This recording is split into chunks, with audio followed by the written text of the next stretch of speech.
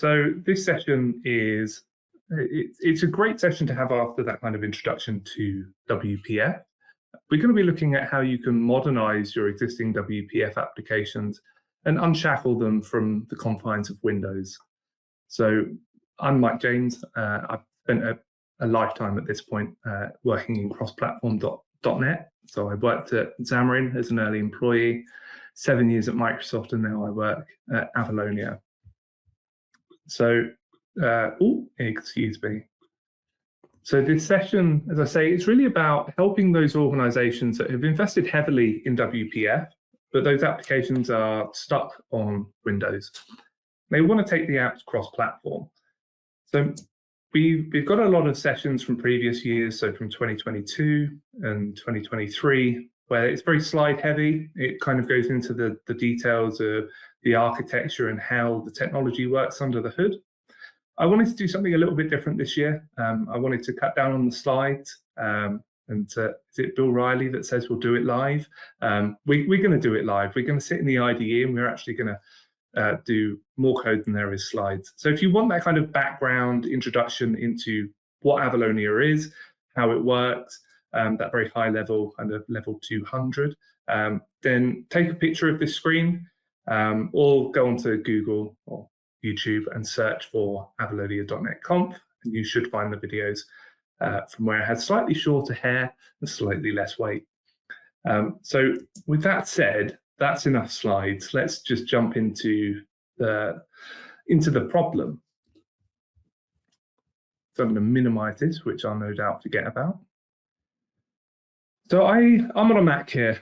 As you can see, I've got Visual Studio running in a virtual machine. Now, Visual Studio is a WPF app, as we all know, a very, very complicated WPF app, but it's stuck on Windows. Now, I'm not going to show you how to run this cross-platform, but it demonstrates a key problem. We've got this Windows-specific application that we have to, on a Mac or on Linux, run in a virtual machine. And this is quite a heavy approach to running an application. It's not ideal if you're selling even B2B, but B2C certainly, telling your customers to go and install a virtual machine and pay for a Parallels license and then a Windows license. It's not great. So from our research, there's over 600,000 actively developed WPF apps out there in the world. And these are mission critical. We often talk about legacy, but they're not legacy. These are built every day. These are critical to the organizations that are building them, but there's no sensible modernization strategy that's available to us. We can either rewrite the applications in something entirely new, which is really risky and really expensive, or we can stick with what we've got. I'm here to show you the alternative, which is Avalonia and Avalonia XPF. So the goal of this session is we're going to take this calculator app. Apple released a really incredible calculator earlier this year. Ours has got slightly less features, but it gets the point across. We're going to take this calculator and we're going to get it running on Mac. So we're going to rebuild it in Avalonia. And then we'll use Avalonia XPF to achieve the same thing, but a fraction of the time. So if we jump to our website, we have two options that are available to you. We have Avalonia and Avalonia XPF. So we're going to focus on Avalonia to start with. So Avalonia is our cross-platform UI framework. It allows you to build applications for the desktop, for Linux, embedded devices, stuff like this. This is a Raspberry Pi. This is considered high-powered for what we support. We can run on really, really low-powered devices. And we've got customers building this stuff for tractors. So the HMIs for tractors going through and automating crop collection. It's in factories and automation systems. It's used for everything. We can run in the browser using WASM, which is an incredible target. And then we can also run on iOS and Android. So we've got a myriad of different platforms that we support from a single code base. Bring your own tools. So if you like Visual Studio or Visual Studio Code, you're good to go. But also with the release of JetBrains Rider for non-commercial use now being free, there's really no excuse not to give Rider a chance. It's my favorite IDE. I absolutely love it. And JetBrains are building with Avalonia themselves So the integration is really, really tight. It's a really nice developer experience. And you can bring your own language. So I was reading in the comments in the previous session, there are a couple of people that were like, oh, I don't like XAML. That's totally fine. So we have a XAML compiler that takes that XAML and converts it into IL, which is the same approach as with C# or with S#. So you can write your entire UI in C# or S# or in XAML or in any .NET language. If you can get COBOL.NET running, you could probably build an Avalonia app with it, but I wouldn't suggest it. So as I say, this is cross-platform UI framework, which is open source. So if I jump down to the bottom, we can head over to the GitHub project. Here it is. So we've got 26,000 stars almost, over 400 contributors. It's been in development for 11 years. It's stable, it's well used, and it's considered by many a spiritual successor to WPF. So many of the learnings that you have from WPF and the experience and the code can just come across to Avalonia. And so I think let's stop talking and let's start coding. I have that same WPF project opened in Rider. Now we've got red squiggly lines everywhere. This is expected. WPF does not work on a Mac, right? So it can't resolve any of these dependencies. This shouldn't surprise anybody. So what we're going to do is we're going to massage this into an Avalonia project, and it's going to involve a lot of copy and paste and find and replace. So let's create a new solution. Now I've got some templates installed. So we have Avalonia.NET app, which is the same style as the WPF calculator here. So it's not MVVM, it's just code behind, which is a perfectly valid way to build your apps, but most kind of XAML-based developers will go down that MVVM route, and we've got you there with templates that you can use reactive UI or you can use a community toolkit. Obviously, we can support almost any flavor of .NET at this point. And you may be thinking, well, why is there a cross-platform application template? I thought Avalonia was cross-platform. Well, this is additional workload. So all of them are cross-platform and they'll run. So for example, this template here will run on Windows, Mac, and Linux with no problems. But if you want to run on iOS and Android and WebAssembly, those require those additional workloads. And so there's a separate project template for it. Now, in this case, I only really care about Mac today. So I'm just going to go with the code behind the simplest project templates. Now, to make things easy, I'm going to dock the Avalonia version to the left, and I'll put the WPF version to the right. So this is Avalonia, and if you get confused, just look for the name in the project or the solution, and that should help you. The general project layout is almost the same. So we've got an app.azaml, which is Avalonia XAML, and then we've got an app.xaml. We have a main window, we have a main window, and if we look, we've got the code behind as well. So let's start with the code behind. Let's minimize these to give us a little bit more space. We're going to copy and paste things over. Immediately we can see the Avalonia version is slightly simplified. It's less code to do the same thing, which is a common theme with Avalonia, less code to do the same thing, but better. I'm just going to go ahead and copy and paste. This is the best way to code. If somebody else has already written it, you just copy and paste your way to success. So I'm going to full screen the Avalonia version whilst we look at some of these issues. So the first one would be the message box. Well, that's not resolving. So we don't actually supply a message box by default. You can go to the community and you can look for Avalonia message box on NuGet, and you'll find a selection of different options available to you. There's even more than that, in fact. There's just a load. We're not going to use those. We're just going to comment that out for now so that we can focus on other parts. The rooted event args. Okay, we've got a shortcut that can fix that. Nice. The rest of the errors, 46 of them, from first glance appear to be that we're referencing controls in the XAML that don't actually exist yet. So I'm just going to save that, pop it back over to the left. Let's take a look at the XAML. So how do these compare? So Windows control, that makes sense. Well, our XAML namespace is slightly different. Here we're using presentation because it's WPF. Here we're using Avalonia, but then the rest is basically the same. There's not much difference. So I'm just going to go ahead and, like before, I'm going to just copy and paste my way to success. And we'll go full screen again to have a look at what the issues are. So the predominant issue seems to be styles. But if I hit save and drop back to the code behind, we can see that all of the errors have disappeared here. So we're making progress. This is good. And we can improve some of this syntax. Like, this is quite verbose. We don't need to do that. So we could do it this way instead. So it's inline. And then I can just delete that. And I can do the same for row definitions as well. So that's what 2 star, star, star, star, star, star. There we go. That's a little bit simpler. The styles.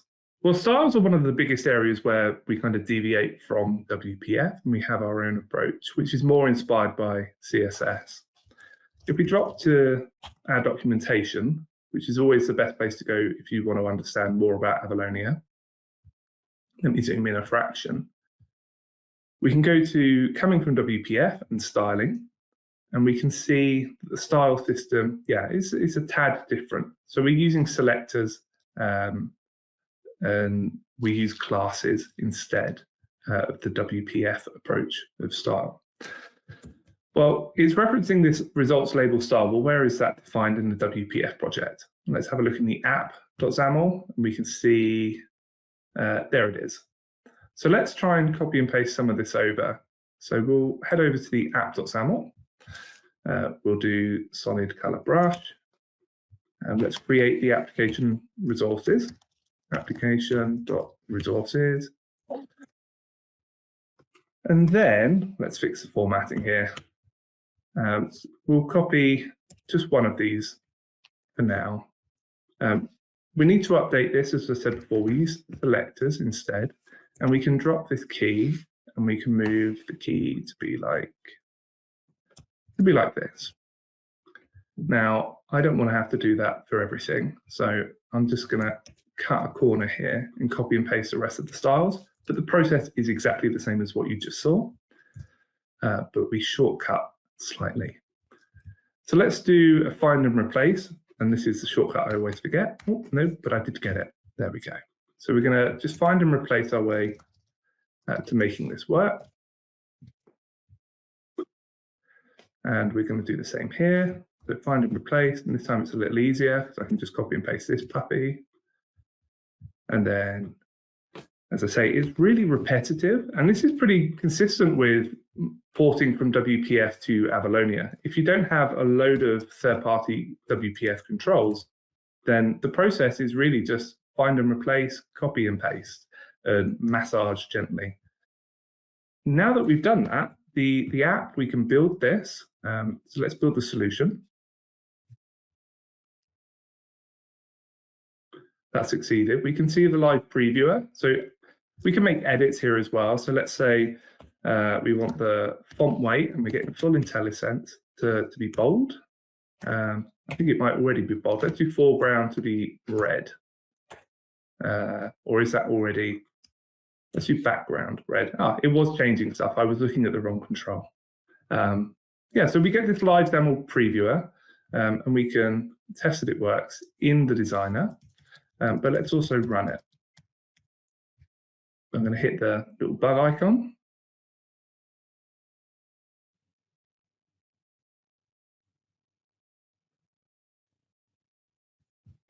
And there it is. So it's running here on the Mac. And now Avalonia is entirely AOT compatible. So you can use AOT today. You don't need to wait for .NET 10 or anything like that. It's been AOT compatible for a while now, to be honest. And that extends to XPF as well, which we'll talk about in a moment. But I want to show you that when we change the theme in the OS, it's going to update as well. But there's a little issue there that we can fix. So let's stay on the dark theme and fix that issue. So I think this is because if we look here we go, the results label, the foreground is hard-coded to black. So we're going to delete that, and it will get that value now from the Fluent theme. Now, Avalonia can be themed to look however you want, and I'm going to show you a brilliant example of that in a moment. So there we go, that's white. Let's go back to the light theme, and it will change. Beautiful. Okay, so that's manually porting. Whilst we're on the subjects of themes, I really do need to show you. This is a digression, but it is amazing. So excuse the quick change here. Someone in our community built this, and they shared it with us just earlier in the week. And it's amazing. It's an Avalonia app. They've created a theme called Classic Avalonia, which is inspired by Windows 95. And I mean, this is running in the browser. I mean, this is incredible. And it's like VB6 or a subset of VB6. I never use VB6. I jump straight into VB.net, if I'm being honest. But we can double click this. We can write some code. Label, is it label 0? Yeah, it must be. Caption equals hello world. Let's run this. Look at that. This is just crazy. As I say, we can style the app to look however we want. There are, if we do like Avalonia material design theme, there's community projects where you can use a material theme as well. And I think there's a web version of this. Look at that, try it live in your browser. This is the luxury of being able to deploy to the browser. It's really easy to just show people what stuff looks like. They don't have to install anything. So yeah, you can theme everything, but that was a digression. We've ported the app. It's running using Avalonia. This is fine if you don't have a load of third-party dependencies. But what if you've got that mission-critical WPF app? It's been built for a decade or more. You're using ActivePro, SciCharts, Infragistics, or any number of the third-party control vendors, and they don't have support for Avalonia, or they're missing the controls that you need. Well, we have Avalonia XPF. So this is our commercial fork of WPF, where we've replaced the low-level rendering technology. So Milcore, which is the unmanaged compositional engine of WPF, which sits on top of DirectX, that's gone, and it's replaced by Avalonia. This means that we can take your WPF app and your dependencies and get it running on new platforms. And just this week, SciChart, who make the best charts available for WPF, they sent me this video, which is SciChart WPF running on Linux, thanks to Avalonia XPF. So this is incredible to see. We've worked with companies like KLM, for example, where they were doing that manual process of rewriting their app from WPF over to Avalonia. They learned about Avalonia XPF, they tried it, and very, very quickly they're like, you know what, we're wasting our time rewriting it. Let's just buy a license to XPF and continue with WPF. And so they got to Mac in a fraction of the time that it would have taken to continue building out the manual port. So how does that work? So let's close and go back to this WPF project, which I said earlier, it shouldn't work on a Mac, but we can make it work on a Mac. And the way that we do that is we pop into the CS proj. We're going to update the project SDK. Now, this is a licensed product, so I'm going to make sure I've got a valid license key. Now, watch all the red squiggly lines. When I hit save, which is now, all the red squiggly lines have disappeared. It now is ready to build. Look at this, all the types are being resolved. There's no code changes. This is the identical project to what's available in Visual Studio here. If we look at the usings, for example, in here, or if we look in the app, it is just the same project. No other changes other than in the CS proj. So let's run this.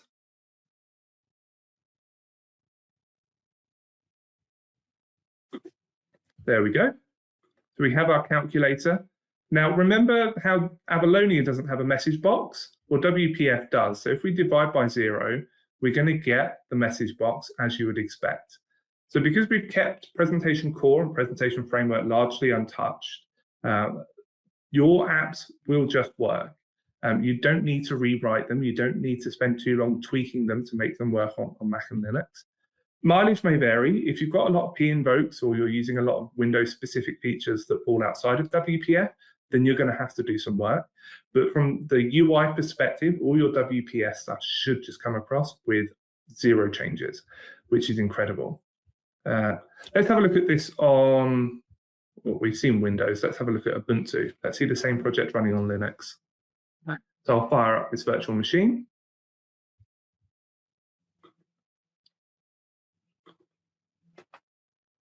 And again, it's exactly the same project. There's 0 changes made here. And we've got it now running on Linux. 50. I mean, we all know how a calculator works, so this should not be too surprising to any of you. But again, we get the message box appear. So that's a really nice example. Now we've got more complex examples. We could load some other projects. Maybe I'll do that after. I want to show you something that's a bit of a sneak peek. And I want to be really clear when I show you this. We're not sure what we're going to do with this yet.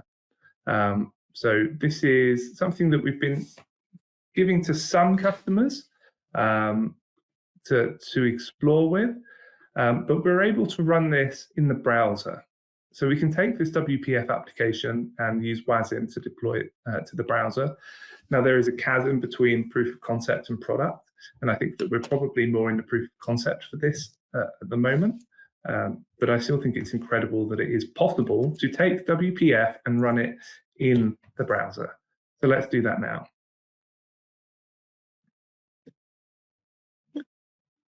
So we'll wait for dotnet to do its thing.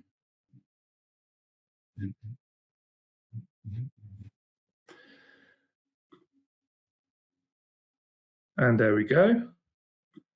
And this is a virtual, like, fake window. As I say, this is really early, and it just works in here. Same thing. And if we divide by 0, we're going to get a nice little dialog box there, which is just madness in my opinion. But it works beautifully. And yeah, if you want to check it out, I would recommend coming over to the website. The most important thing really for XPF is around the third-party control compatibility. So you can find a list of everything that's compatible. If you're starting a new project, go with Avalonia. If you have an existing WPF app that you want to bring to 2024, 2025, you want to go to Mac, Linux, and new platforms, or you want to have it as a stepping stone over to full Avalonia, then XPF is a really good technology to help you in your modernization journey. There are some resources. So head over to our website, avaloniaui.net. As I say, the open source project is all on GitHub. We're a really active community. We're always available to help people get started and to answer any questions. And yeah, there's more things here. Come and join the community and help us create the best UI framework for the .NET community. Thank you.